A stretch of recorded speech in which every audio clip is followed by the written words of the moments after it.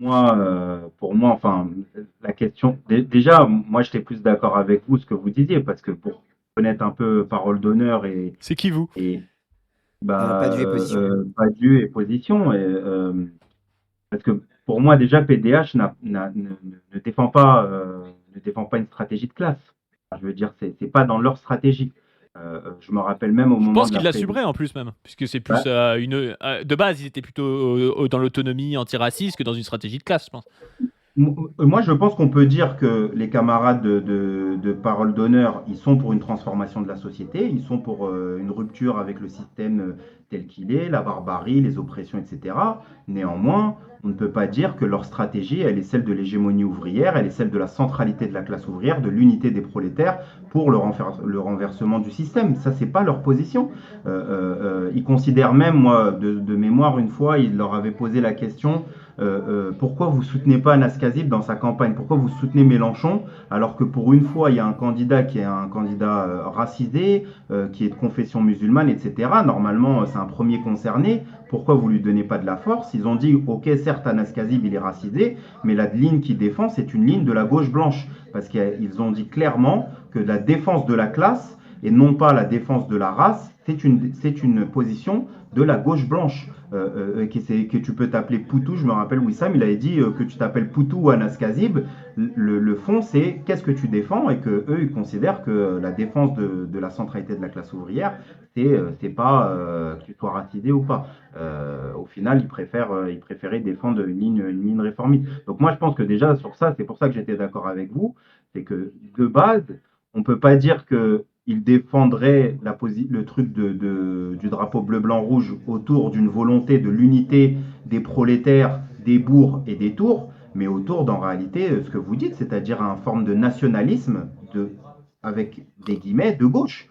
C'est ça la réalité, c'est-à-dire que moi je pense qu'il y a une pression à ce qui est en train de se passer à l'échelle internationale et notamment en France, et que moi je suis d'accord avec toi, pas dû sur... moi il m'avait invité au Bourg et Tours.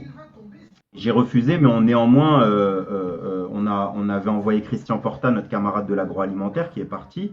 Et Christian Porta, il leur a dit moi, je ne sais pas comment faire. Il a dit j'habite dans une tour, mais c'est dans un bourg. Il dit donc, qu'est-ce que vous faites avec moi? Genre, je suis de quel côté, quoi. Donc, enfin, pour moi, ce que eux disent, c'est que cette question d'affect, elle est problématique parce elle n'est pas dialectique en fait, elle n'est pas matérialiste du tout. Lorsque tu dis les affects, tu t'adaptes à la conscience des gens et que moi, c'est un des grands désaccords que j'ai avec Oria Boutelja, c'est que moi, je pars du principe que pour vous dire ma position à moi, entre le débat de Ruffin et celui de Mélenchon.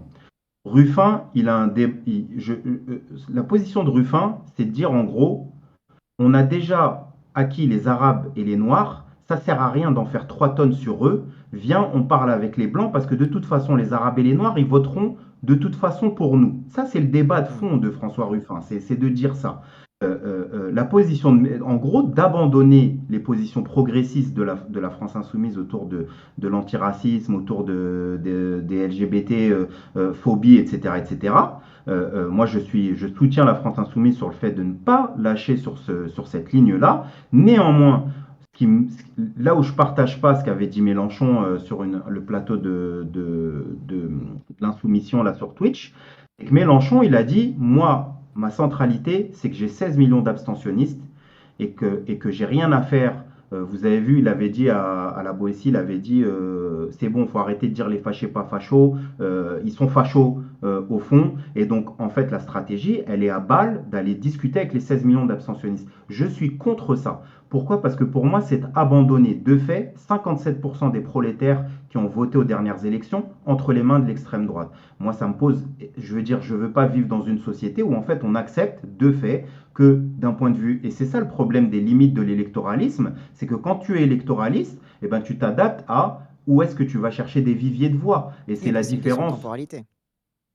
C'est une question de temporalité, mais c'est une question de stratégie. Je veux dire, moi, Mélenchon, je le suis depuis les premières conférences de Chantal Mouffe, etc. Enfin, où en réalité, c'est une vraie ligne de rupture avec l'insurrection. Ils l'ont encore dit récemment, qu'ils sont pour un processus pacifique, de révolution citoyenne, c'est-à-dire par un processus institutionnel, démocratique, etc., et non pas par une insurrection, par la grève générale, la prise du pouvoir des masses laborieuses, tu vois ce que je veux dire? Donc après, moi j'entends, je veux dire, moi j'ai rien à redire sur le fait, je critique d'un point de vue de stratégie politique, mais néanmoins, je trouve qu'on voit toutes les limites aujourd'hui dans ce débat-là, c'est-à-dire que moi, je me pose la question vous me connaissez en tant que porte-parole de Révolution Permanente, mais vous savez aussi que je suis un militant Ouais. syndical à la SNCF.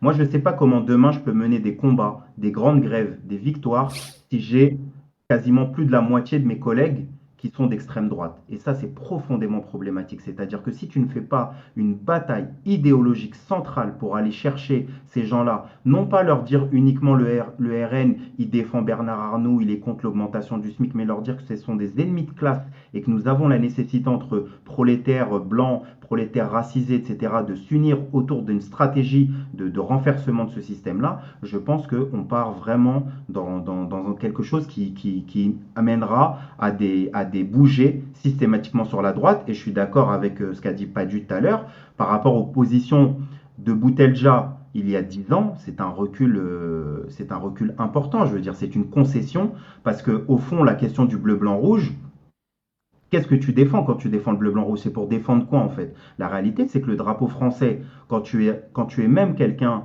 de décolonial, c'est un drapeau d'oppression. C'est le drapeau de l'impérialisme français. C'est le drapeau de l'opération Barkhane. C'est le drapeau qui va au Sahel protéger les sites de nickel, les sites d'énergie fossile, etc., que protège la France pour l'intérêt des industriels. Vous voyez ce que je veux dire? Donc quand tu défends le drapeau bleu, blanc, rouge, c'est au titre de quoi? Au titre de défendre une histoire qui n'est pas celle de la Révolution française. Après, on peut ok, au moment de la Révolution française, on peut être d'accord. La réalité, c'est qu'il faut être objectif avec ce qui se passe aujourd'hui.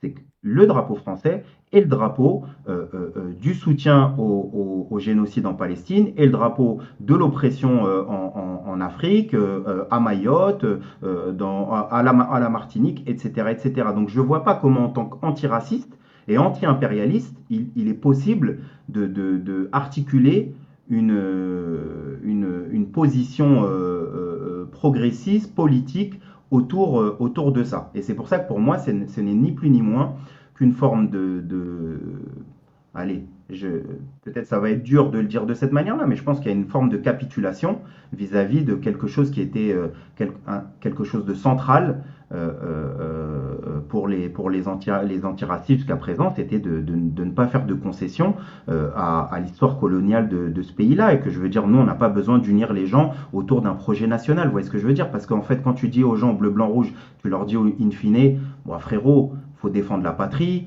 Donc après, si tu défends la patrie, vous avez vu, hein, Sophie Binet, pour moi, là, je ne sais pas les camarades si vous suivez un peu les sorties de Sophie Binet. Sophie Binet, Ouais, c'est ouais, bien. Cocorico, l'industrie française.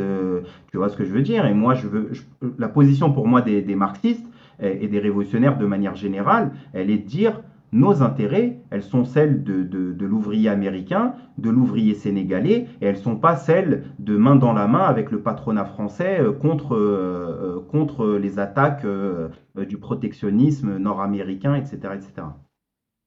Ouais, mais